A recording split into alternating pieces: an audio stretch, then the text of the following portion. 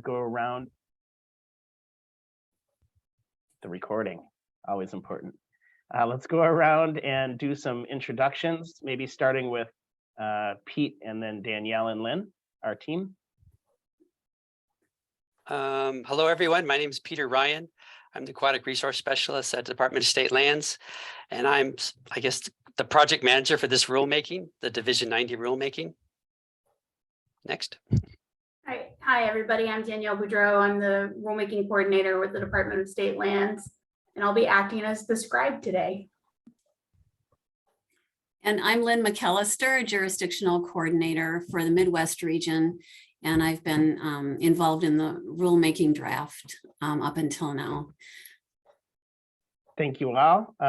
Since we have a relatively small group, I'm going to go ahead and call out some, excuse me, some first names. And if you would introduce yourself to the group, starting with Alan.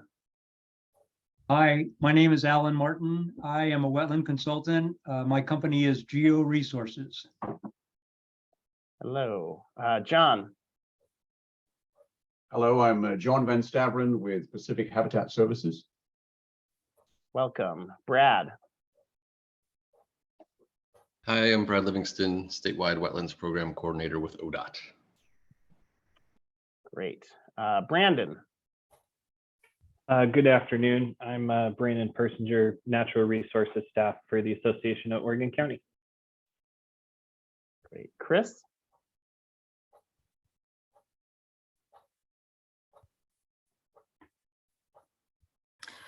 Chris Stevenson, Oregon Department of State Lands, Metro Wetlands Specialist. Great. Dana.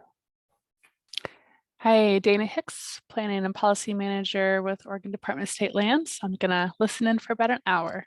Thank you. Okay, thanks for letting us know. Ed.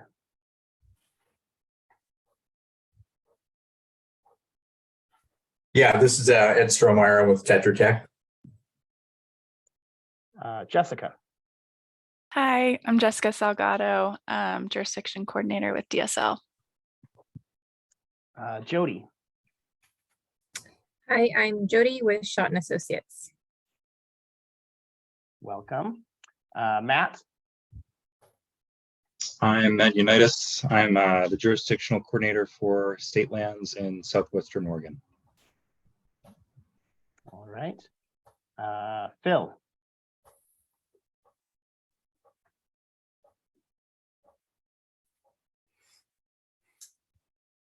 Phil, are you there? All right, we'll come back to Phil. It says Reed. Hi, yeah, Stacy Reed with AKS, Engineering and Forestry. Thanks. That happened last time too. I didn't remember. I know I need to change my yeah, you title gotta change there. Yeah. You touch those ellipses, Stacy, and it changes it. I can change it. Samantha. Hi, I'm here. Welcome. And then we'll go back to Phil. If you're there. Okay. Did I miss anyone in the introductions? I know people are coming and going. Anybody else that we didn't get a chance to introduce themselves? All right. Let's dive in then. Let's go to our next slide. Check. Oh, before we get into the operating procedures, just quickly on our agenda, we're going to go over these briefly over these procedures, and Pete's going to provide a recap of the rulemaking purpose and scope. And then we're really going to get into a discussion about the proposed rule changes. And I know a number of you submitted some additional proposals as well. So we're just going to start walking through those. And we'll see how far we get today. And if we need a second meeting, we'll schedule a second meeting. So let's go ahead to the next slide, please. So I just wanted to remind everyone that we're doing this by consensus. So after Pete presents a section of proposed changes, we'll pause to see if there's any questions or comments. And then just if there are questions or comments, please raise them, because that will indicate that you're not okay with the proposal as it stands. But if no one raises any comments or questions, then we'll assume that we have consensus of the changes. And again, that means that you agree to accept, support, live with, or agree not to oppose those changes. Samantha. Yeah, so I have a lot of questions today, but I also have an internal process with my board of directors. So I am not able to give consensus on anything today. So I will be quiet during certain points, but I just want to make that clear. That is actually not me giving consensus. Interesting. Okay. So I mean, I'm a trade association, so I have an internal process that I have to run through, and there's been no time to get this proposal in front of all of my board. Okay. We can talk about that maybe offline. DSL team proposes a bit of a challenge for us because this process is set up for consensus during this meeting. But we can talk offline about how we might handle. Yeah, and I know like Lauren is another trade association. I don't know if she's even on, but I know that is a little bit of a challenge when you have a mixed group that's primarily not political associations, but yeah, I can never participate in a process where I just sign off in the meetings on things. Okay. Well, since we didn't have a chance to discuss this beforehand, we'll have to discuss it afterwards and check in with the department or the folks to see how we might handle that. So I guess for the rest of us, this is the consensus. I mean, this is the consensus process that we're using. And yeah, that's a little bit of a curveball. Let's go ahead to the next slide. So you can just read, I'm not going to read all these expectations here, but essentially everyone's agreeing to work together, and those who disagree with a proposal, it's their responsibility to make another proposal for the group to consider. And once a decision is made, everyone agrees to honor that decision and avoid reopening it once it's been resolved. If consensus cannot be reached, we may go to a system where we document differing, minority opinions or differing opinions or viewpoints, but hopefully we won't need to do that. So any questions about the consensus decision-making process? Okay, Pete, why don't you go ahead? Okay, the scope and purpose of this rulemaking. They were last updated in 2013. A lot of the changes we're asking for are being driven by our aquatic resource coordinators that need more information for their permitting. And there's a lot of things that need to just clean up in the rules, a lot of old stuff since it's been over 10 years or almost 10 years. Next slide. Okay, so when we go through this review today, we're going to start by we have already identified parts of the rule that we consider substantive changes.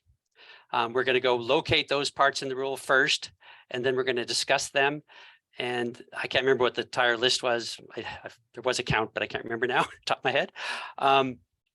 Those types of changes were removing all references to the independent review panel, adding new requirements for identifying, describing, mapping, coordinating, HGM, aquatic resource of special concern, compensatory wetland mitigation, and wetlands below or in high water, adding new requirements for GIS data and for delineation mapping, and then adding 6 new definitions.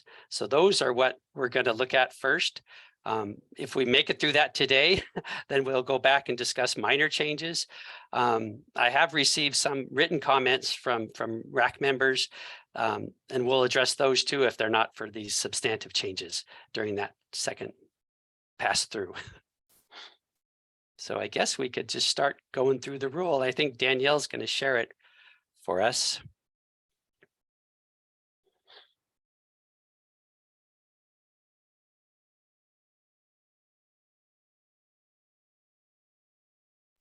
Okay, is this big enough for everybody to see, or Do I need to zoom some more? Yeah, I'd go a little bigger, just the heck.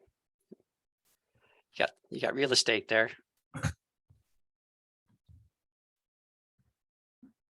That looks about right. Okay, now we've identified substantive areas by a gray shading. So Danielle's going to scroll until we hit one of those. Okay, that's one. So the first substantive change is the addition of this definition of aquatic resources of special concern. So this definition is right from the Division 85 rules. It's already in there. And these types of aquatic resource special concern are further defined in the state's removal fill guide. There's only one modification we made to this language from Division 85, and it comes to where it talks about alkaline wetlands. We added the word certain to indicate that not all alkaline wetlands are going to be considered aquatic resources of special concern. Does anybody have comments, or do you want me to read it verbatim? I'm not sure if that would be helpful. Go ahead, Samantha. Sure. So is there a statutory reference for this section or something rooted in state statute that directs y'all to create this definition? That I'll have to do some research. I know it's in Division 85, so it's already in the permitting rules. So my hunch is yes, but I don't have the specifics. Okay. Yeah, it would be helpful to have just an answer on if there's statutory authority for you guys or statutory direction on this.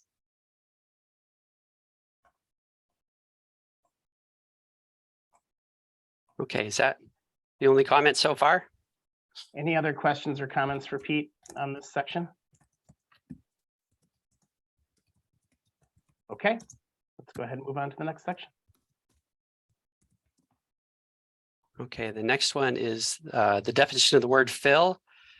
And I thought we had taken this verbatim from Division 85, but one of our reviewers, one of our RAC members noticed that we hadn't.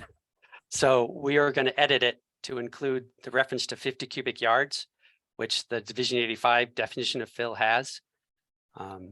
If that, I could read that version, I guess. Yeah, why don't you go ahead and read that? Samantha, you have a question? No, sorry, I haven't taken my hand down, but Okay. this did kind of pose a question since there's going to be additions to the language. Will we receive another red line version before the next meeting? Okay. Yes. Okay, so the one from Division 85 now says fill means the total of deposits by artificial means equal to or exceeding 50 cubic yards or more of material at one location in any waters of this state.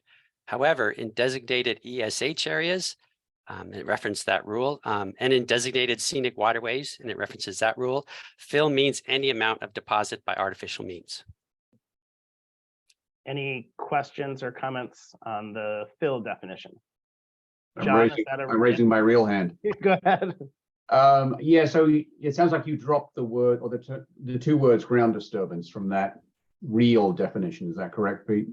Yeah, and I know there had to be a reason. I just don't have the record of what the reason was, why we did that. We did this as a committee. All the jurisdiction coordinators sat around a table and hashed out language. And some things got dropped to the wayside that I don't have a reason why we did that. It was probably a sounding to the ear thing or something, but I think it'd be better if we just stick with the exact same definition, unless some saw a problem with that original definition. Well, I saw an issue. It's just that the word or the term ground disturbance needs to be defined more. But if you drop that, that's good with me. So it looks like we have dropped it. So John, you're not proposing any change. It was just a question, okay? Just a question. We're just making sure it was dropped because I didn't agree with it being in there. Sounds good. Okay. Any other questions or comments about the fill definition? All right, Pete, I think you can move on to the next. Okay, the next one is a definition for GIS, Geographic Information System. This is pretty straightforward. We just got it off the internet, kind of. It's pretty much, and we just thought, because using an acronym in the rule is just would be confusing to people, so we wanted to put it in the definitions. Any questions about that definition? Pretty straightforward. Okay, let's keep moving.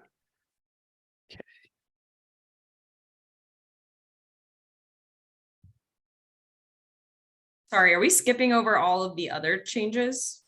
Yeah, Yeah, go ahead. we're just doing ones that we've identified as substantive in our first go through, but we're going to go through all the rest too, give people the opportunity. Okay. These were just the ones that are more important to the agency because they're major. But Pete, the other ones are just word changes that you identified in that previous slide, right? Well, it's hard to say exactly every single one of them, but most of them are just, we changed parcel to tax lot or something like that. I mean, those are the types of changes they are. For the most part, you may have identified ones that aren't, and that would want to hear what you think. Yeah, I have some questions I think that we've skipped over. So like jurisdictional determination. Okay, there shouldn't have been change. Well, can we pull that off until we get through the substantive ones, and then we'll go back? Like that, Sure. we may need another meeting, of course, but Yeah, because I mean, depending on the answer, it could be substantive, even though it's a single word change. So that's a little bit, seems like we're skipping over things that could have some significant legal consequence, even though it's like a single word change. Yeah, I think we want to move forward with what we've identified as substantive, and then we'll go back to any minor ones that you have, Pete, and any others that RAC members would like us to revisit. okay. Go ahead, Pete. So the next one is removal, and this one is verbatim from the removal fill rule, Division 85 rule. Does anybody have any questions about this? Oh, there was a question. I go backwards. One of the written questions was, or its equivalent weight in tons. And I have a question out to our removal fill specialist to the origin of that. I'm sure there's a reason that's in there, but I asked for that reason. I don't have it available to me. Any questions or comments on the removal definition? Okay. Okay. The next one is site-specific methods. So this is a part of our rule that's always proved kind of challenging for jurisdiction coordinators to get the right information from the field, people investigating in the field. And we've tried, this has been edited a couple times over the years. This is another effort at it. We want specific site information and not boilerplate. But it's kind of hard to read with all this strikeout, but I'll give it a shot. Site-specific methods mean delineation. Oh, good. Site-specific delineation means sampling, delineation, and investigative procedures used to address the unique circumstances at a site. Boilerplate content from the manual and generic procedures are not site-specific. So that we tried to just make it as clear as possible what we're looking for there.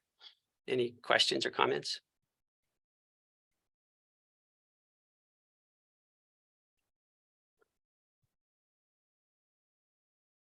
All right, not seeing any. Okay. Statewide wetland inventory. This is a new addition to the definitions. Although we've had the statewide wetland inventory in our, we've been using it since DSL began almost. Once we started collecting delineations in the field and LWIs, we started creating our statewide wetland inventory. The statewide wetland inventory means a composite of wetland mapping, in our case, LWI, NWI, and approved wetland delineations, and other natural resource mapping for the state of Oregon that is provided by the department.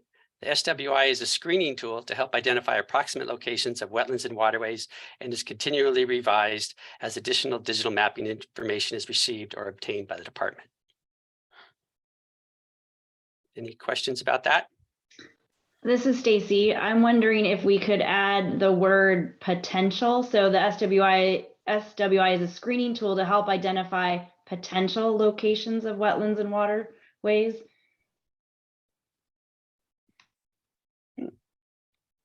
Brad, go ahead. Yeah, I sent a comment to Peter ahead of time. This is not available on DSL's website. Is there a plan to have this ready for rollout? I saw that comment, Brad, and it is available. Are you saying it? Because it's up there now.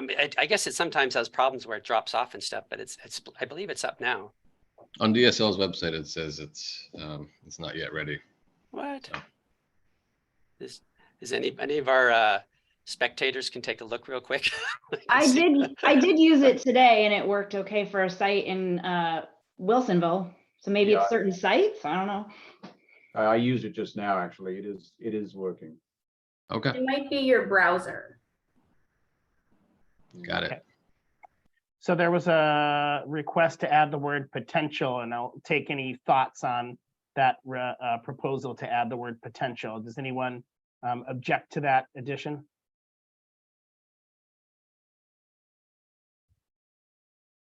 Okay. Go Steve, ahead, this is Brandon. I guess I would be curious to me, there's a difference between approximate location and a potential location. So.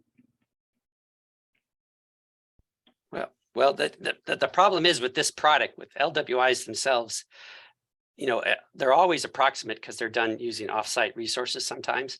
But the potential is sometimes they weren't able to access the property, so it sure does look like there's a wetland, but they can't say for certain. And so that is an element in an LWI map, is a potential wetland boundary. Okay. We've got several. Did you have anything else, Brandon? No, I appreciate that context. So thank you. Okay. Let's go. I wonder if we could we somehow incorporate approximate and potential? That might be a. Real quick, I may have misunderstood. You saw me type and then delete. Are we talking about identify potential locations or identify approximate locations of potential wetlands and waterways? That might be a way to solve it. Well, I believe the request was to add the word potential before wetlands and waterways. Let's go to Dana. Thanks. I am trying to look up statute because it is the statewide wetlands inventory is mentioned in law. And so if there is a definition, we'll need to stick with that. But I'll try behind the scenes to look for it and see if I find anything. If not, maybe we can come back to it once we have that information. Thank you, Dana. Samantha.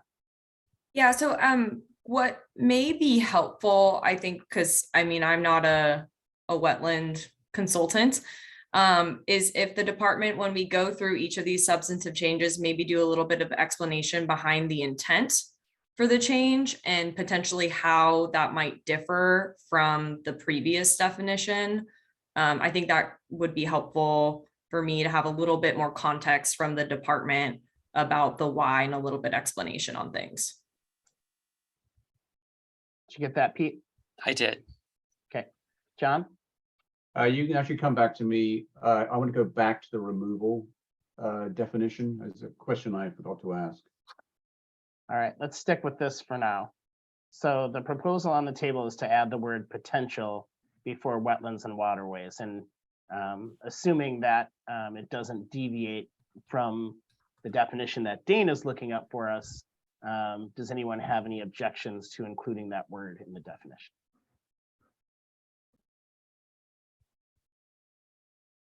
Okay.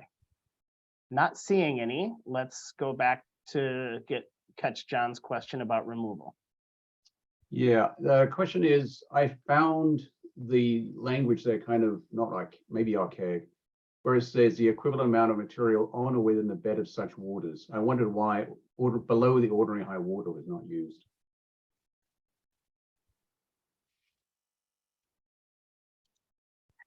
So John, did you find that in the Division 85 rule? No, I just made it up. It's just that when I'm reading this, it just seems, like something that could be interpreted incorrectly. On or within the bed of such waters. I mean, don't you really mean below the ordinary high water? That might be a statute element as well. I don't know. That might be another deep dive. So maybe take a note on that one and saying this, we may need to look at the, the origin of this definition of removal, if it's in statute or not. And just so everyone knows, we have Lynn diligently recording the conversation, and we have Danielle documenting as we go along as well. Danielle, that might throw off the, our ability to view. Yeah, I think Lynn will need to capture those, and you can capture the word, word changes. Okay, let's keep moving forward. That brings us to our next section.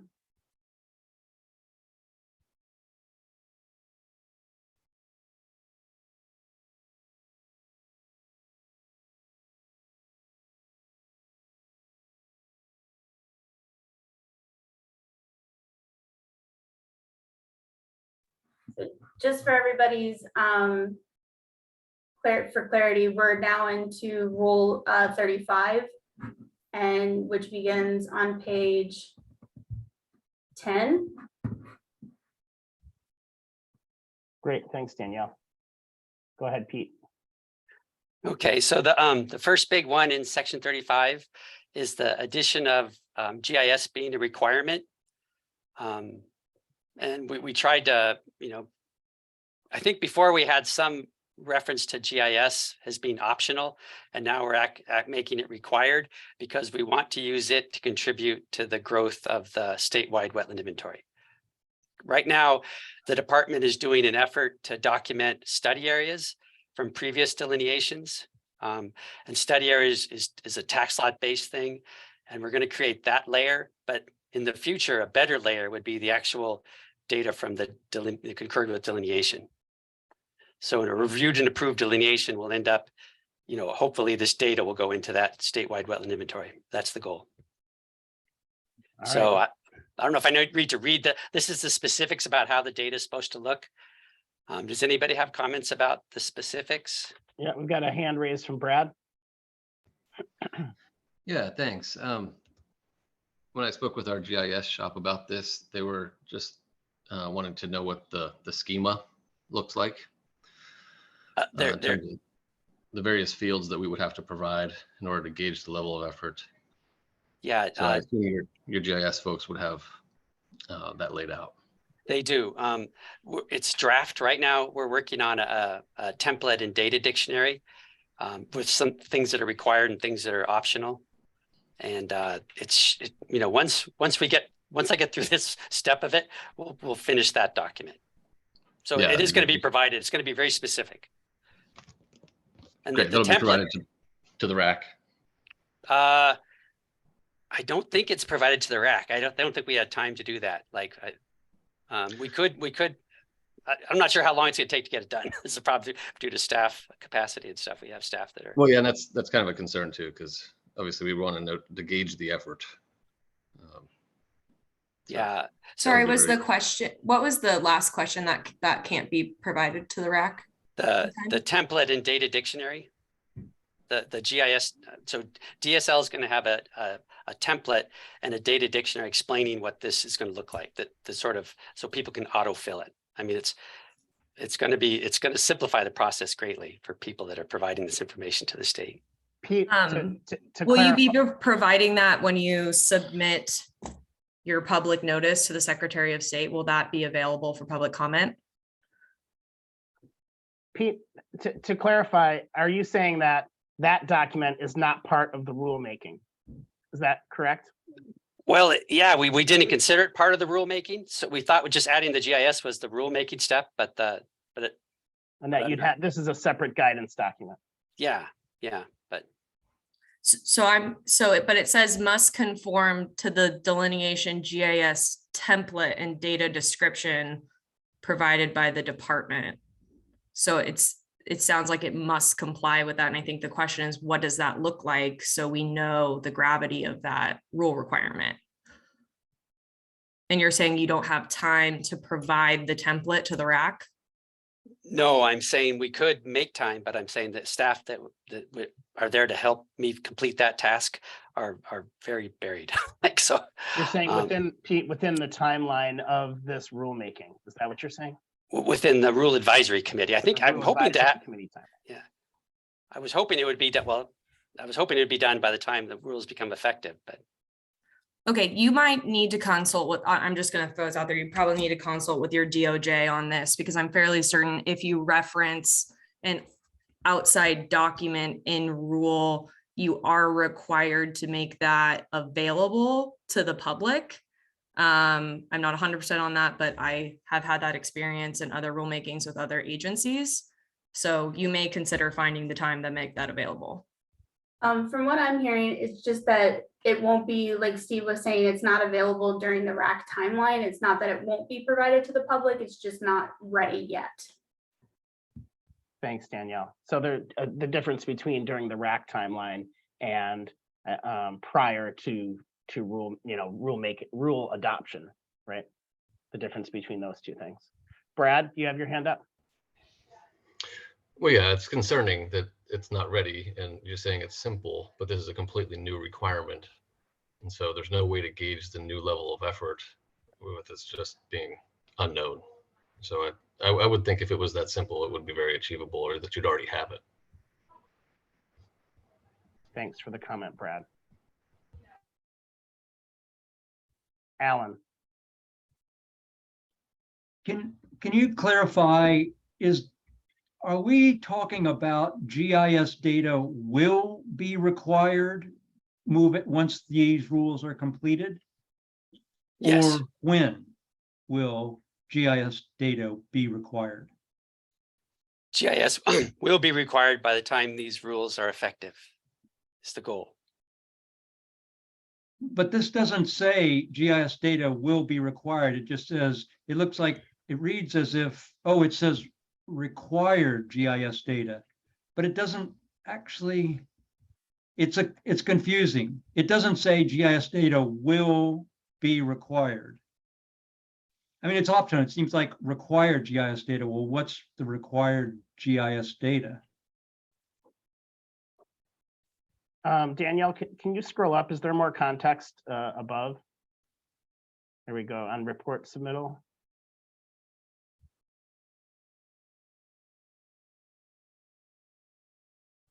Not really. This is the standards for reports. Is there a section that says what needs to be included in that report, or is that what the guideline document is?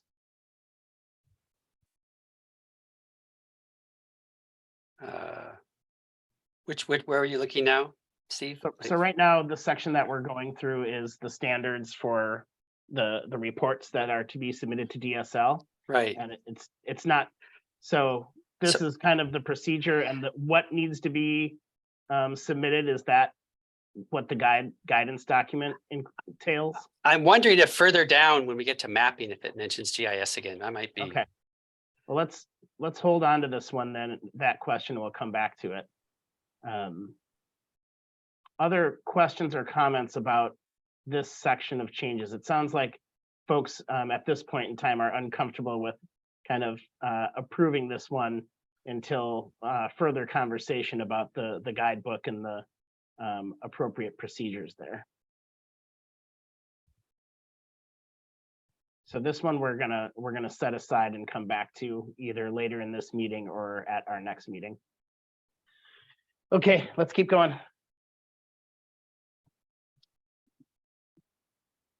Okay, so these ones are related to field methods. And these are the requirements for mapping coordinate, HDM, aquatic resource of special concern. And the one below is also about that, sufficient data and information. So those are all detailing the reasoning behind, or what we need collected. And this is for the text portion. Oh, this is field methods. Okay, field methods portion of collecting the information for those categories.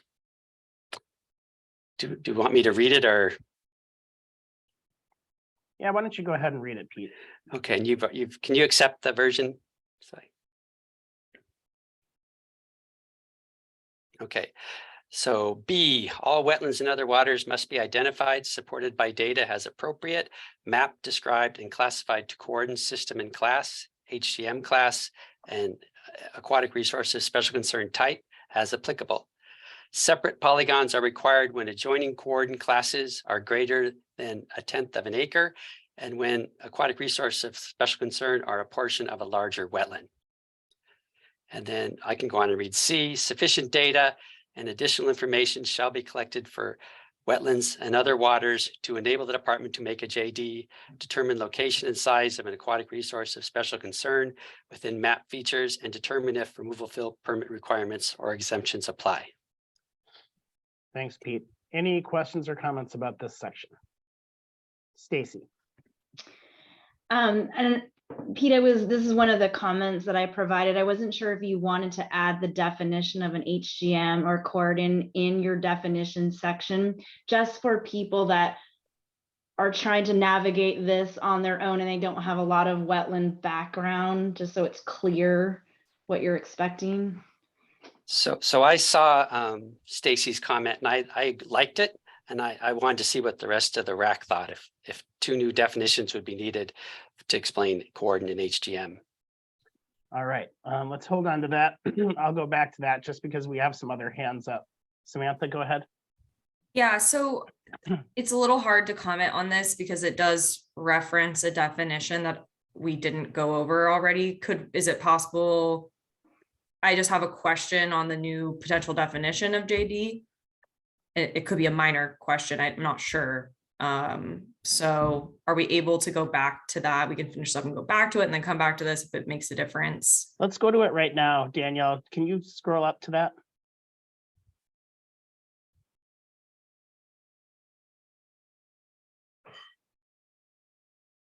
Yeah, and this one's essentially unchanged from the way it was previously, Samantha. Like, yeah, so and I'm wondering if it was here, if I marked it on a different note, but I think it was here. When you say high water line or mark of a waterway, are those 2 things different than an ordinary high water mark? Are they 2 separate things? Are they the same?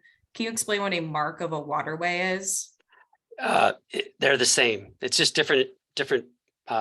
Like the Corps, I think, calls it a high water mark, and DSL has always called it a high water line. So we were just trying to make that identical. So a high water line or a mark of a waterway are the same things? Right. Okay, I would recommend just through not having 2 different things, because generally there's no duplication in the law. And if you have 2 things that are the same, they're supposed to mean different things in interpretation. So that's why it's a little confusing. So I would suggest picking one or the other, or clarifying through a parenthetical or something that otherwise known as a mark of a waterway, because it just kind of makes it seem like you're talking about 2 different things. Thanks, Samantha. That's helpful clarification. All right, Daniel, let's go back down, and I'm gonna call on Brad. Go ahead, Brad. Yeah, I'd submitted a comment in regards to how we're going to classify streams. Just if we're going to use Cowardin, that's fine. Obviously, you're not going to use HGM on streams. But the SFAM development had developed a classification of stream systems. So I didn't know, is it Cowardin that you're looking for streams? I believe that was the goal, because that's what the ARCs asked, or our ARCs, our aquatic resource coordinators, asked us to do. They asked us for the coordinate. Okay. Okay. And then back to Samantha, is your hand still, do you have a new question or comment? No. Oh, sorry. No problem, no problem. During my research for Brad's question, I did discover that in part B here, it goes describe and classified to coordinate system and class. But there are other systems, including Riverine, that has a subsystem. So that will need to be edited, I believe, that right there where it talks about cordon, but we could also have it in the cordon definition that's up above if we add that, but. Okay. Let's go back to the question previously about whether or not we need to add a definition of HDM or cordon. Does anyone object or have a problem with adding those definitions just to help clarify what we're talking about when we use those terms? And I did get a message from Dana saying that we have definitions for those in Division 85, so we can pull those definitions. I just wanted to let everybody know. Great. And then for those who didn't see in the chat, as long as we're there, Dana doing all the research here, also noted that there's not a definition of statewide wetlands inventory and statute. It's described in ORS 196.674. Okay, thanks everyone. Good direction there. Let's go ahead and move on to the next section.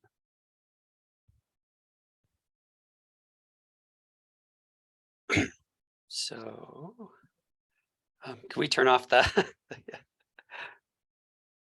okay, and see that, so I can see the top part right before the A, like I want to see where it's coming from. Like, oh, it's part of 11. Okay, wetlands. So 11 is wetlands and other water boundaries and sample plot locations must be mapped to the standards described in this subsection A and B. And the first A is the idea of how these measurements are the same. I believe here we changed from the word precision to accuracy. That's my thought here of what we changed. We used to talk about precision, and now we're going to talk about accuracy because we just had so many conflicting comments from the public over the years using with the term precision. Questions or comments about this change, the changes here? And I believe, oh, there is an addition too, I think, of that ORS 672, which is it talks about for professional land surveyors and the differences. I'm not seeing any hands raised for this section. Bill, in his written comments, told me that this accuracy standard not intended to establish a requirement for authoritative mapping, such as by professional land surveyor, and then references that ORS is a good addition to this because that's kind of the main change to it. Did you say there was an additional change? Yeah, I believe we added this last sentence about accuracy to it as well. Okay. Could we see the red line? Yeah, let's see the red line.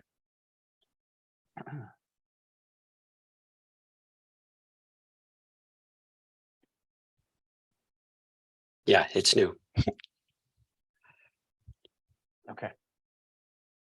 Okay. Let's go ahead and move on to the next section. Now, this is all the this is for mapping, right? If we go up a little, it's report text. Okay, so this is all in the report text, the descriptive stuff. A description of wetlands must include these new things. So in the report text, we want it to include the area in acres for wetlands, ponds, reservoirs, and lakes, length in feet of streams, ditches, and reservoirs. And you notice reservoirs on both sides of that area and length. And that was because our ARCs, our aquatic resource coordinators, asked us to do that. Whether they extend off-site is another request. Cordon classifications is requested now. Dominant HTM requested. Type, size, and boundaries of any aquatic resource of special concern. Information about wetlands below or near high water, and whether it's a compensatory mitigation site. And I know Brad had 2 comments on F and G there.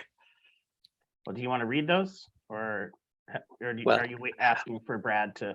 I guess I'm asking for Brad. I could find them. Okay. Brad could say well, quicker. While one of you finds them, let's start with Samantha, and then we'll move to Brad's comments. Yeah, it might be helpful to hear Brad's comments because I think what I want to know on any new requirement through this potential rulemaking, is this going to be more expensive? Is this going to be longer to do this report? What is this, if you're a wetland consultant and you're hired by a developer and now you have to do these requirements of a report, is this a significant departure from what the report used to look like. Be great to have some context on that.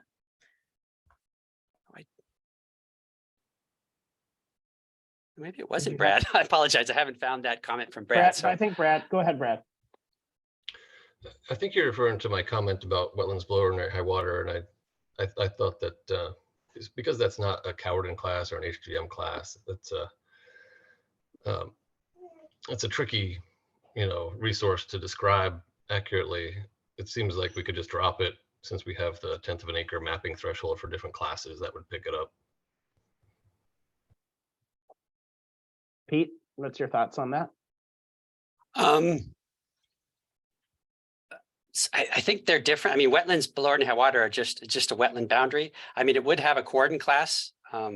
If you're putting it on a map, you would identify the coordinate class of it. So I'm a little confused. I mean, it would be. That's my point. Differentiating, adding another layer. So they're essentially becoming ARCs or something. What's so important about wetlands below ordinary water that they can't just be mapped at the 1/10 of an acre level?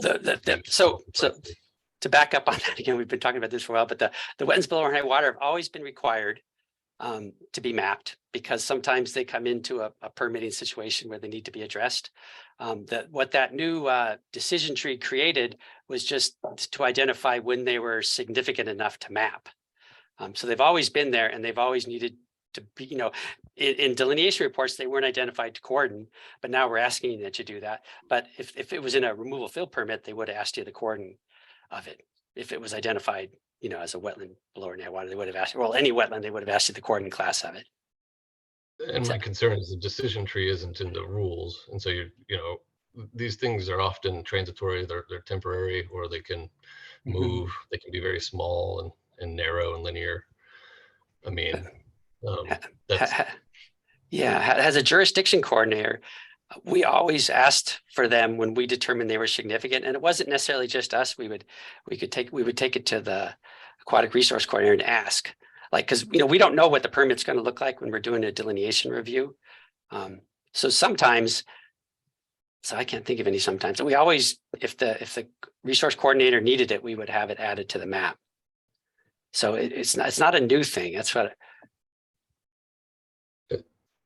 But the decision tree is new. Rules. Yeah, it's not been in Division 90 before. So the water side of the equation, to what precision do we have to map these things? Yeah. It's a little messy to me. It's DSL kind of going out on its own with this classification. So sorry, Brad, I just want to clarify. So is the confusion that F, as it's presented in the red line, looks like a new rule requirement, but it's the position of the department that's always been required? Yeah, that's my. Okay, so we've how we make sense of that? Well, we've always asked for all wetlands to be mapped. It's always been a thing. But has it always been in the rule? It's never been in the rule. It's never been stated in the rule. We just say, show us all wetlands, show us all ordinary water lines. But you are creating new administrative rule, and that is different than an agency policy or determination or request. This is now going to become an administrative rule. So it is very different, and it is significant that it's being put into rule versus maybe an informal agency policy. Yeah, agreed, Samantha. So Brad, are you making an official proposal to change this section? Yeah. And what is that? What is that proposal specifically? Just drop all references to wetlands below ordinary high water. Okay. Sorry, Stacy, I know you have your hand up, but I want to kind of check things off one by one here. So does anyone object to the change proposed by Brad? Well, I have one comment on it. The JCs now, it's becoming a thing where it's just a constant request to do it. And consultants don't know it ahead of time. So we were hoping that putting it in the rule like this would allow consultants to know ahead of time and provide us something that we're going to be asking for anyway. So that was our thought for putting it in there. It didn't seem like a burden since we're already asking for it. It's just gonna, allow them to think ahead of time that they need to do it. Lynn, you have a comment on this? Yeah, I kind of want to reiterate what Peter is saying, is that this has the wetlands below or low ordinary have always been required to map. The problem is that we often didn't get it, and people were confused about what they needed to map, and is it just a fringe of wetland that you want mapped, and it didn't seem significant enough. So the guidance that we provided was just a way to say, here's when they're significant enough to map. They've always been required. So there's no change there. We are just actually helping people understand when they need to map it and what the criteria are.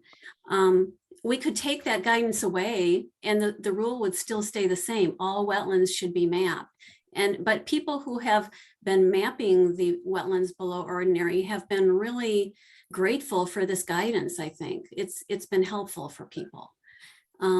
So I just want to say this isn't a new rule. It's just helping people understand when they need to map it, because we're not requiring it in all cases. We've dropped, anything that is we're not requiring people to map a fringe along the bank, for example. Thanks, Lynn. I want to give Stacy the opportunity to, Stacy, if your comment is relevant here, I want you to have that opportunity, or you can hold your comment till after we work through this. It is a separate comment, but I do want to state that some coordinators do ask for all wetlands below the ordinary high to be mapped, whether it's fringe or not. You could have a different accuracy statement for that mapping. And I believe the intent is to be able to quantify the potential resources in a project area for a future project that might have impacts to those resources.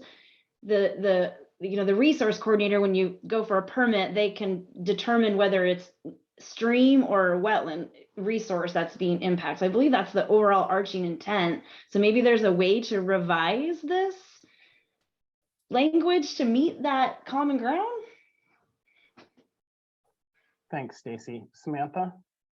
And my question's two-part. One, is there, again, somewhere in statute that points to DSL's authority for this section and then to determine these factors? Or is this something that's always just been done in rule? Was that both questions or just the first one? Nope, that's the first one. Okay, Pete, do you have a response to that one? I don't have the statute number identified, but we in statute, we are asked to identify wetlands. So this is just another wetland in that group. Okay. And then it'd be great if you could please follow up with any statutory authority references. And then I don't know if someone at the department could answer my first question of how much of a change is this in the time, the burden, potential costs, if the rule is adopted as proposed. Pete or Lynn, do you have or anyone? The only thing, Matt, are you attempting to answer that question? Okay, thanks. Go ahead. Well, I would say, and I don't want to answer for Pete, but I would say one thing that we've been asked for that I think helps is more consistency among the jurisdiction coordinators on what to map. I would say setting the expectation of when and where to map the wetlands that we already require to map can prevent things like asking a consultant to revisit a site to map them. So I think it would depend on the consultant and who is mapping what, but I would think it would result in ultimately less revisits to a site to get a wetland boundary that should have been mapped on the first go. Thanks, Matt. Pete?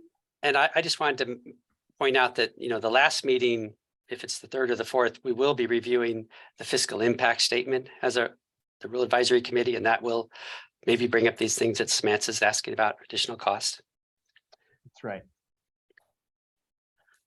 So I want to go, well, back to Brad's proposal just for a moment and see, I'm going to rephrase the question, please raise your hand if you support, and again, this is advisory to the department, if you support removing item F from this section. I'm going to look for who wants to remove section F here.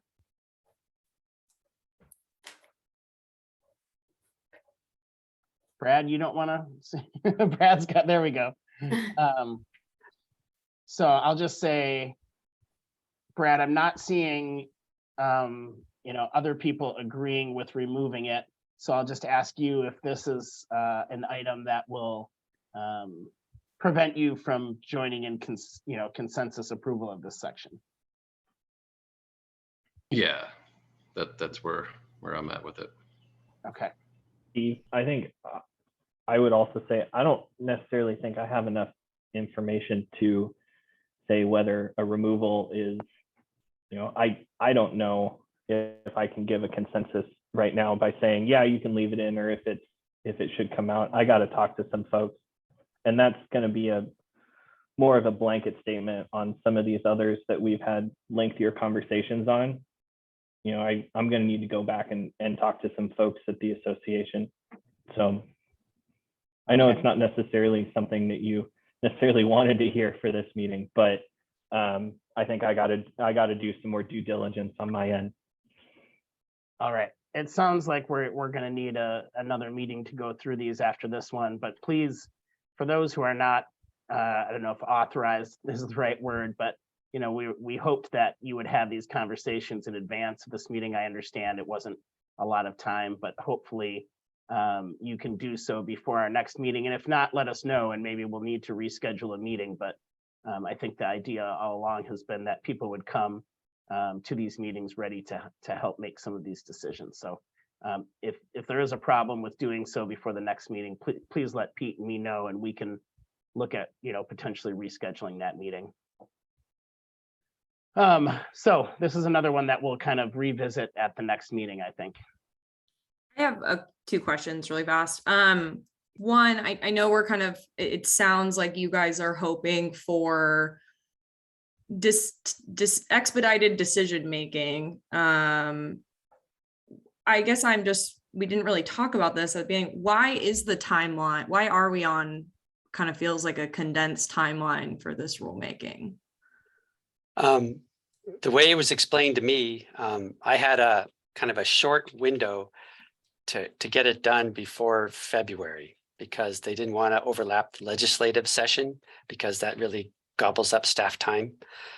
So they wanted to have it kind of at least near completion before that started. And so that's why we started when we did.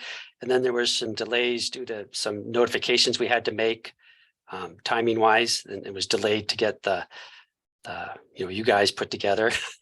Although you guys all agreed to be on the committee really quickly, and I appreciate that, but there were just delays from the get-go, and then needed to be done quickly. Did you have a follow-up, Samantha? Yeah, I have a couple follow-ups. I'll just say, this conversation has been historically one of pretty serious political and legal significance.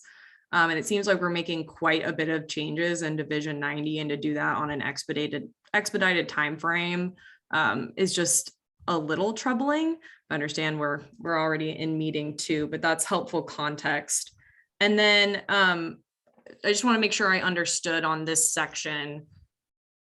This is, so it's a description of all wetlands, and then these subsections are supposed to basically define the universe of what all wetlands mean for this report, correct? Right. We're trying to encourage everyone to provide all the information we need to describe each wetland that they've documented in the report, right? Okay, and so there is a statutory definition of wetlands. So do these subsections keep the definition of wetland within the bounds of the statute, or does it extend it in any way? I'd have to see what statute says. I don't think it goes into the classification systems. Okay, because I'll just say, we will be opposed to any changes in rule that go outside the bounds of statute or extend the jurisdiction over wetlands not previously where there's jurisdiction. What if in the removal fill portion of those, That will go statutes? throughout the whole rule. Pete, did you get your answer there? I don't know. So.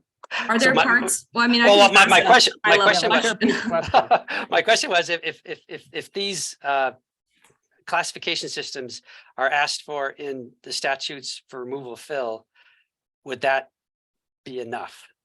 Because what we're doing here is we're trying to get information for the removal fill permitting process to make it easier for the coordinators.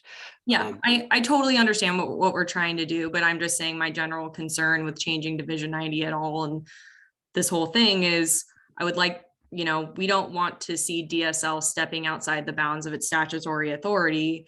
And two, especially on a very condensed time frame, extending jurisdiction or authority to areas where they don't, you guys previously haven't been. It's a one thing to do a rulemaking on a condensed time frame to talk about updates for technology. I totally understand like sensory imaging and doing updates for technology, but making massive changes to Division 90 is a big deal. And doing something on an expedited rulemaking timeframe, it won't sit well with us. Thanks for your comment, Samantha. Matt, did you have a comment on this, what we're talking about right now? I do. I'm not certain where any of these would expand jurisdiction. These seem to, what I'm looking at, A through G, seem to be characterizing our existing jurisdiction in wetlands or waterways, but none of them would expand into upland. So I guess I don't really understand that comment from Samantha. I think Samantha was asking for a reference to the statutory direction, right? So I think what we can do is come back at the next meeting with some clear references to clarify. I think, not disagreeing with what you have to say, Matt. I think we just, what Samantha was asking for is just what is that statutory reference that gives DSL that authority. So. Yeah, and I'll just also clarify, my comments go even beyond the statute to any rulemaking change that is proposed.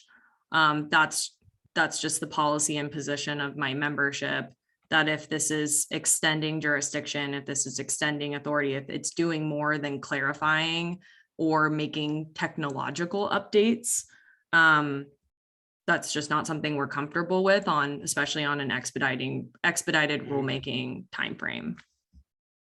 Understood. Okay. And I think so far we've tracked two sections where Samantha asked this question. Specifically. I'd like to move on to Stacy, but Lynn, do you have something to add to this? What we're talking about? You're on mute. Yeah. I guess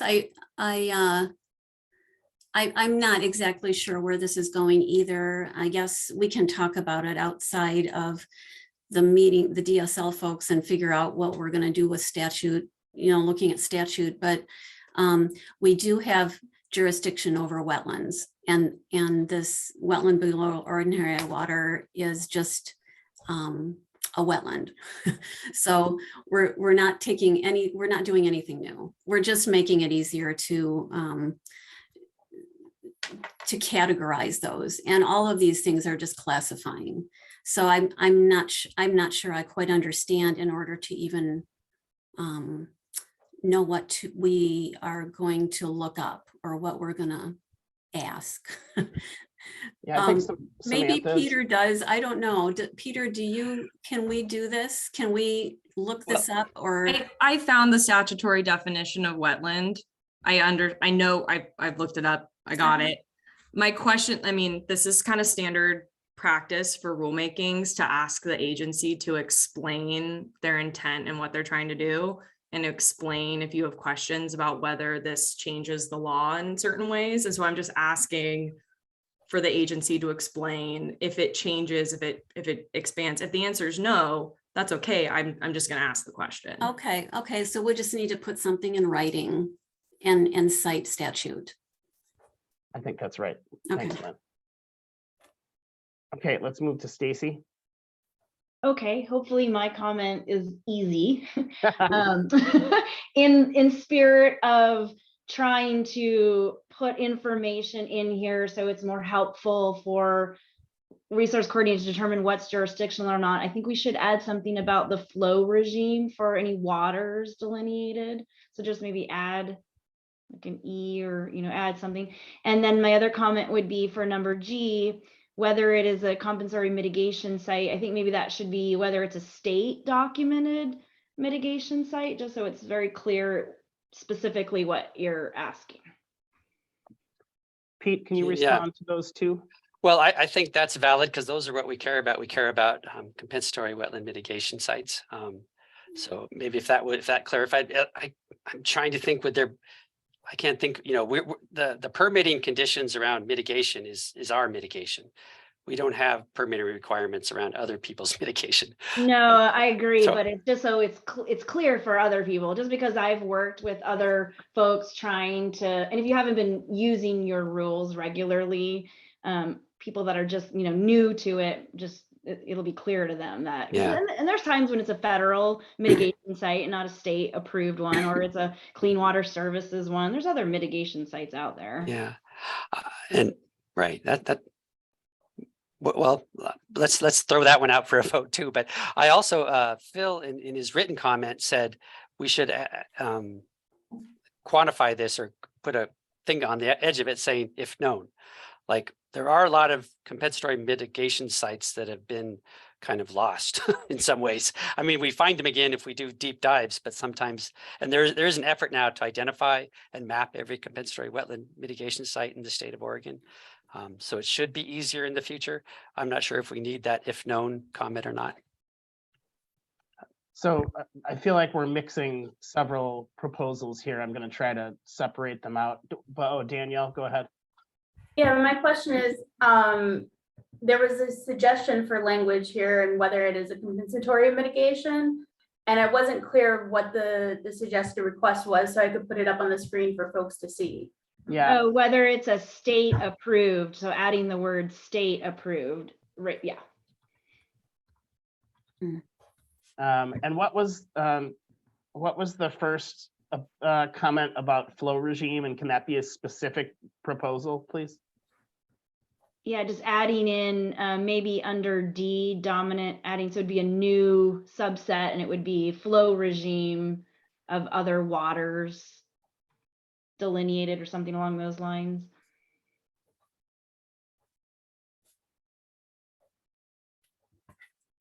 So when you say that, Stacy, you're talking about intermittent, perennial, that sort of. Exactly, or ephemeral, yeah. Using SDAM. Could we say stream flow duration or no? Yeah, that's up to you. At least something in there to get people knowing that they have to put that information in the report.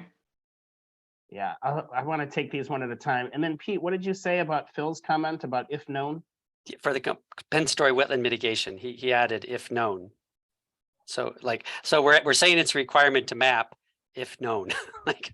All right, let's take these one at a time. And just a reminder that Brad had a proposal that I think we'll revisit at our next meeting, along with the clarification of DSL's authority over this, which I think Lynn and Matt and others have stated that this is just clarification of that authority, but we'll revisit Brad's proposal at the next meeting.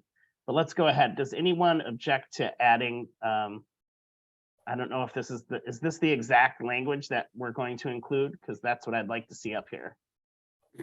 Yeah, I have a question about that because there were some other things thrown out while I was typing. So what is it that we wanted to say here? I was wondering about stream flow duration of other waters, but because that's the name of our tool that we use to identify Stream flow duration of other waters. Mm-hmm. All right, let's take if that's the language, then let's take comments or questions on this one. Or any objections to this addition. Okay. Not seeing any. The next one is the addition of state approved to H. If there's any questions or comments about that, it sounds like that's a clarification, Pete, making it a little more specific. Mm-hmm. And then the last part, the if known, if there's any objections to adding if known. Okay. I think we're ready to move on to the next section. I just want to repeat that, you know, we will come back next time with some references to statute, and we can revisit, Brad, your proposal at that time, because some people felt ill-equipped to comment today. So we'll come back to it at our next meeting. Go ahead, Pete. Okay.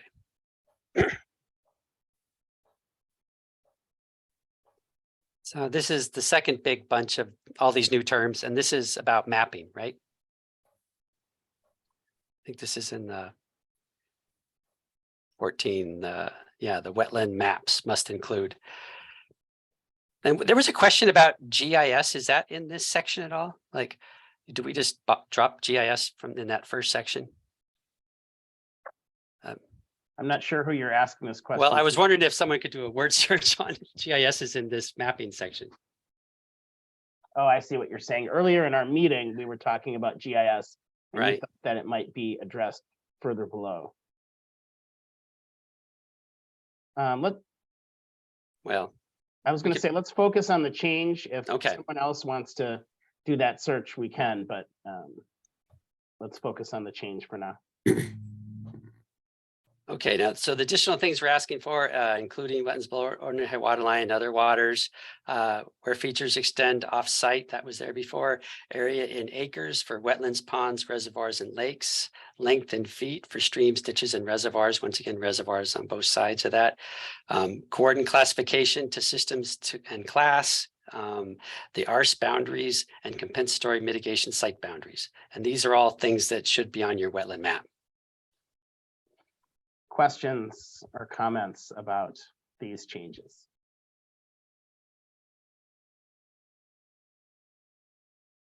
So Pete, would you call these clarifications of what needs to be included in the maps? Is that what we're seeing here? So you know, I can't, without seeing the previous version right off the bat, we asked for boundaries of wetlands and waterways and on the map before. I mean, that was, and then there's more, you'll see numbered sample plots, photograph locations, a statement about the mapping, you know, precision and stuff. That was all in the previous rule. So that the additions to this rule now are identifying, you know, these different categories, or providing areas, because that was something that was not happening 100% of the time. People weren't telling us the areas of wetlands and ponds, reservoirs, and the lengths of streams, ditches, and reservoirs. That wasn't, we had to ask for it a lot of the time. These other things are new to us, the cordon, the arse, and compensatory mitigation. If we knew that was there, we'd ask them to add it to the site too. But with it here in the rule, we're kind of preloading the situation so they know what to be looking for and what we're going to be looking for on the maps. Brad. Yeah, again, my primary concern with the wetlands below ordinary high water is that they can be so small, they can be so narrow, and so I think there needs to be a threshold. Yeah, that was the decision tree, the idea of significance. So there's a lot of wetlands that aren't, you know, if you do use the decision tree, that aren't mapped because they're too small. So that's where that comes in. It's in that guidance doc. But the rule is saying map everything. So what does the guidance doc have for a size requirement, a threshold? So maybe we don't want to put the guidance doc in rule. I mean, that's not the right procedure. Right. Brad, it's on, I'm sorry. Go ahead, Lynn. It's on our website, and it gives criteria. It's like a flow chart. So I don't have it memorized, but you'd have to look at it, and it basically requires a certain width in relation to the total width of the stream or river, it requires a width of wetlands below ordinary high before they have to be mapped. And there's a few other criteria in there that, I mean, I guess you just have to look at it, but it's basically it's not looking at these fringe things. It's not looking at everything. It's saying you don't have to map all of it. If it's below ordinary high, you only have to map, you know, more significant wetlands. And we never had a definition before of what's significant, and people really wanted to know what we meant. And so we developed that flow chart for that purpose. Yeah, I feel like we could bring in some of that flow chart to the rule to make it clear that we're not mapping wetlands below ordinary water to the 10,000th of an acre. So that we do have a threshold, Yeah. even if that's a ratio. Yeah, the way the flow tree is written, it kind of distinguishes between, you know, lacustrine and waterways and and different things. And it's like, it would be hard to get it into rule to have it make sense. I think this one needs additional discussion, Steve. Like, Well, it's similar to the other one that we're coming Yeah, back to, right? right, So- right. Okay. Any other questions or comments outside of Brad's comment that we're going to come back to at the next meeting? Matt. Well, I'm looking at the decision tree document right now. If we're going to come back to it at the next meeting, maybe we should make sure everybody has a copy to see if any of the steps are going to be put in rule. We can kind of reference that. So Jessica just dropped a link into the chat. Okay. But we can send it out as well. Thanks, Matt. Okay. I'm assuming we'd probably need the state for the mitigation sites as well again, right? Yep, that was going to be my comment, Pete. Yeah. It's just for consistency, Yeah. state approved. Alan? Matt asked, I'm sorry, Pete asked about, are there any other references to the GIS in this mapping section?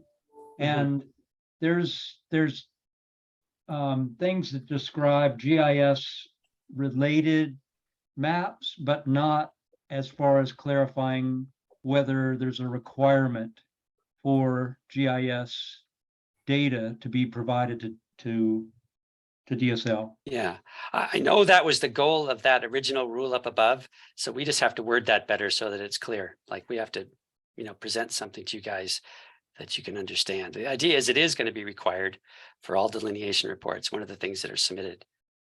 Yeah, I think that was primarily when it was raised a language issue. I mean, it said required, but a language issue to clarify that.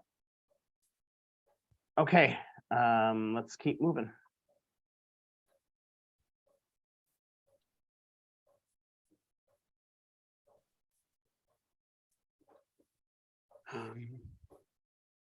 So this was previously we had these reasons why DSL would withdraw a report from review.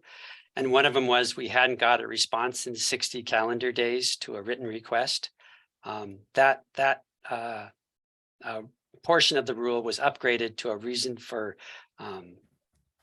rejection. So we upgraded that 60-day no response thing to a rejection because staff were, you know, staff time was being wasted by you know, people not replying in a timely fashion.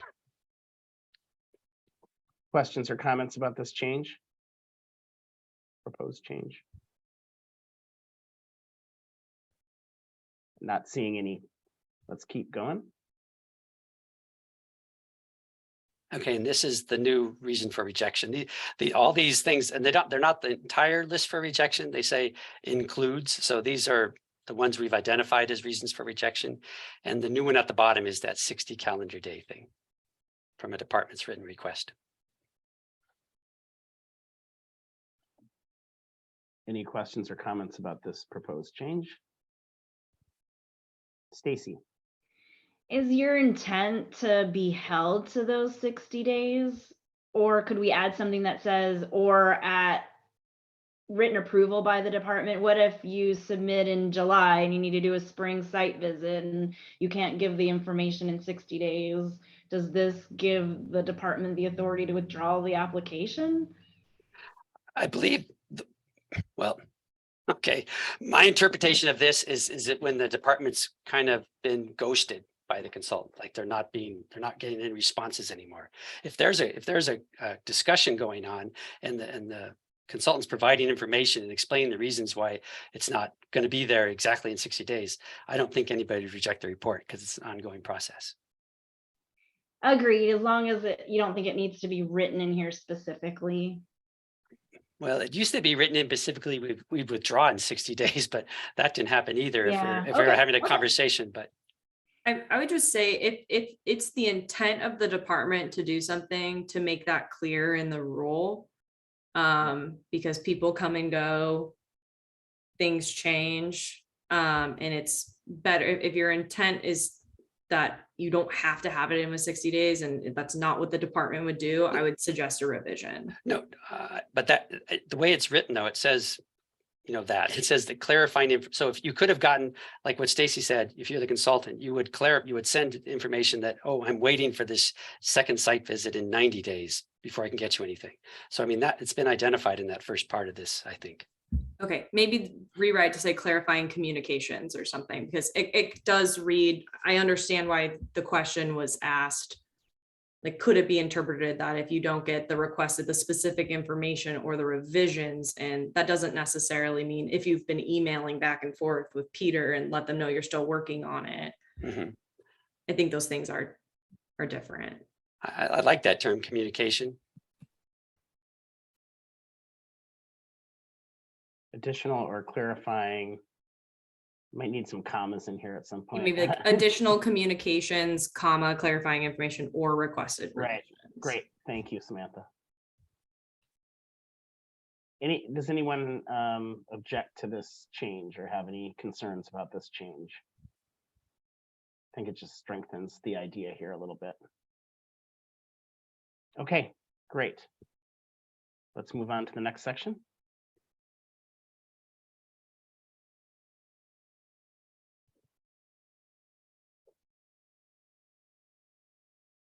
Okay, this is the big removal of the independent review panel. And we had to do this because the law sunsetted at the beginning of this year, January or February 2nd or January 2nd of 2022.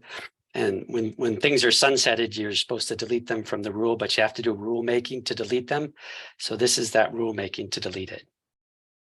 This is probably the primary reason we're doing this rulemaking, other than the request for the aquatic resource coordinators to get additional information. Danielle, could you scroll a little bit so we can see that whole section? Oh, it's a big one, right? Okay. Yeah.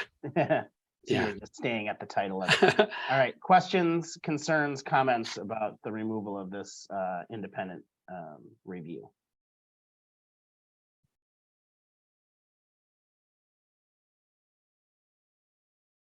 Okay. So there was a written comment from Phil about this. Go ahead, let's hear it. Let's see.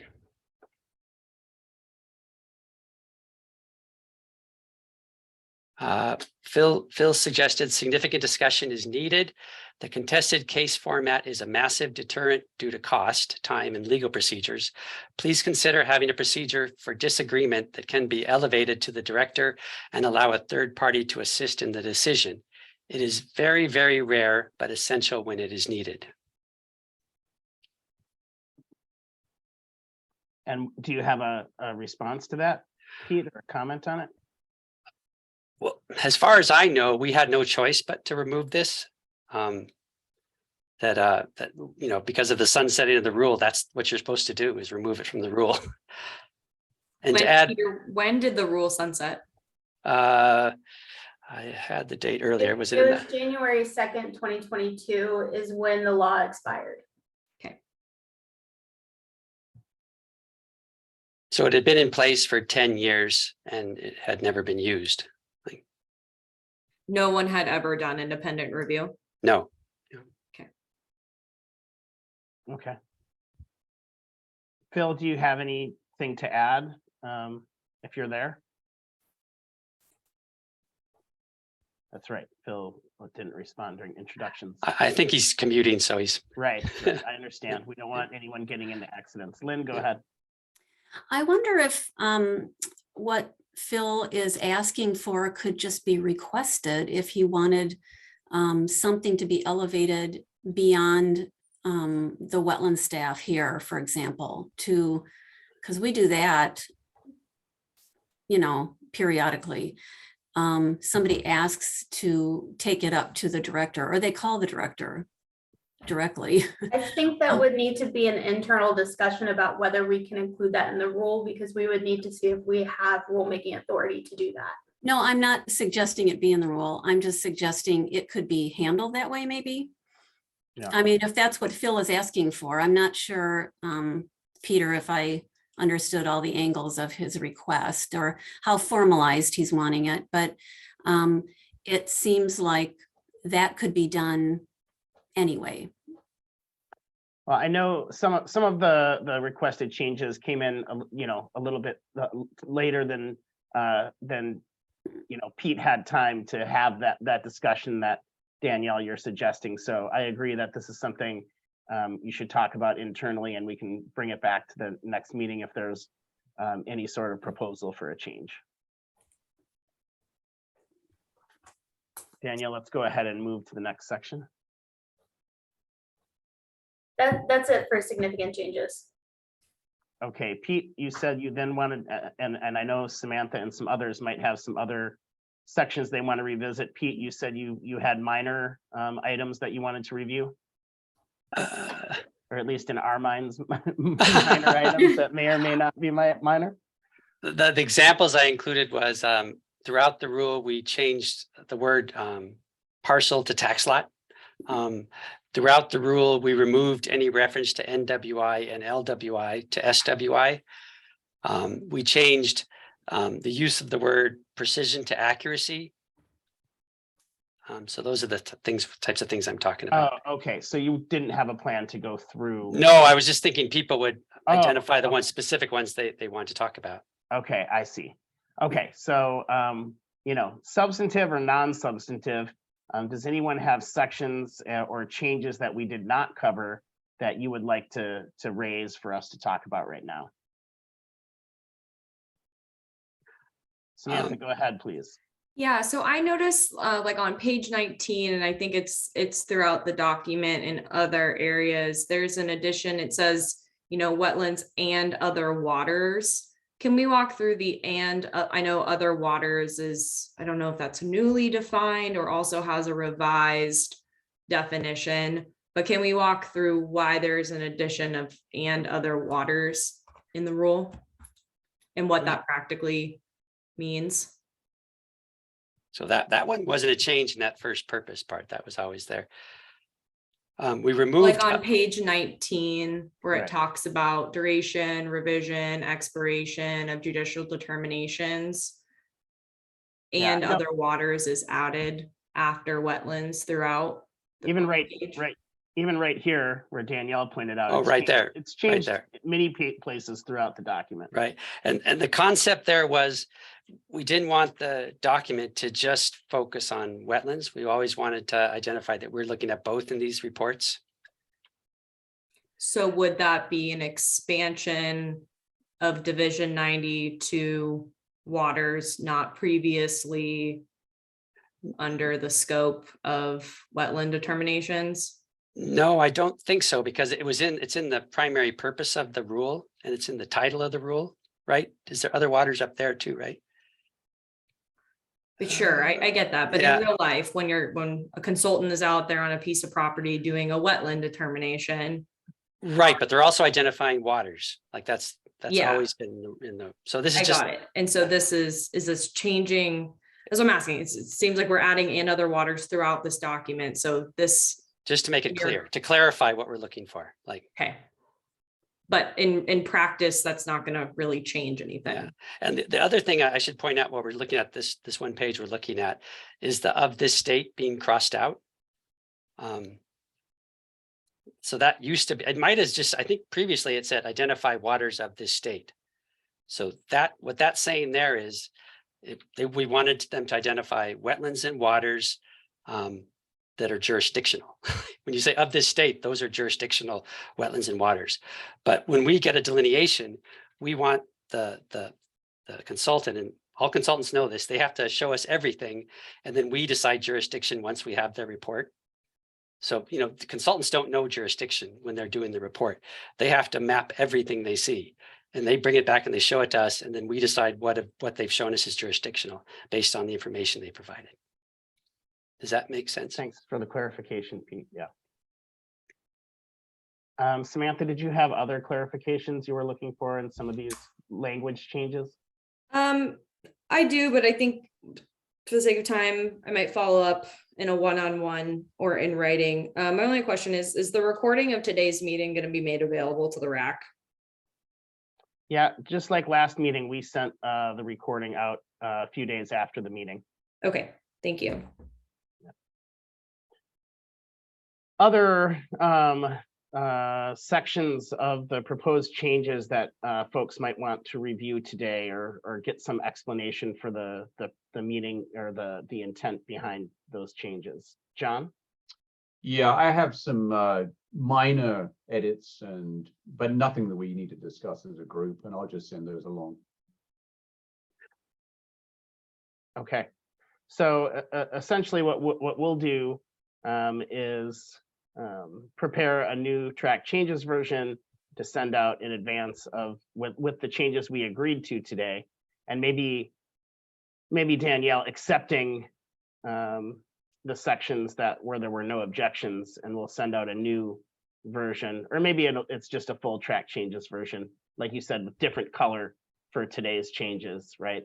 Yeah, so if you could see while I was typing, it showed up in purple. When you open it, if I print to PDF directly from this, it'll be blue and purple. If I open it later, it might be red and blue, but it'll be two different colors. Right, great, that sounds good.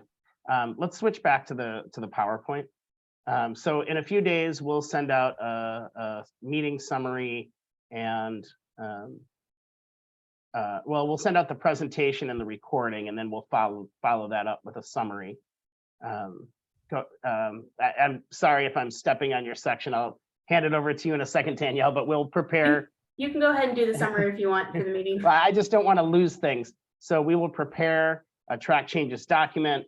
We'll send out again that link to, I lost my chat here, to the wetland delineation, the Oregon revised statutes that are applicable to the decision tree. And yeah, send out that track changes version in advance of the next meeting. And also for those of you who have boards or groups to report to, we would appreciate if you can touch base with them before the next meeting, or let us know if you can't because of timing issues, and we can look at potentially rescheduling the meeting if we need to do that, because we'd really like to get some some determination on some of the issues that we were talking about today. Also, like John said, if you have any proposed changes, please get those to us sooner rather than later, so everything can be included in the updated track changes document. Sorry, Danielle, I just wanted to keep those. It's okay. Didn't want to lose those. No, I appreciate that. So I'll go ahead and talk about some of our next steps. So our third meeting we already have scheduled, and everybody's received a calendar invite for that. We have scheduled for November 15th at 2 p.m. And, when I was creating the PowerPoint before the meeting, I put in if necessary. So we'll continue our review of the draft rules, going over what was tabled today and anything else, like Steve said. And then depending on how long that takes, our goal is to review and provide recommendations on the draft fiscal impact statement, the racial equity statement, and a summary of the rulemaking. And we'll hopefully be able to get that to y'all a couple of days ahead of the meeting. It depends on, staff capacity.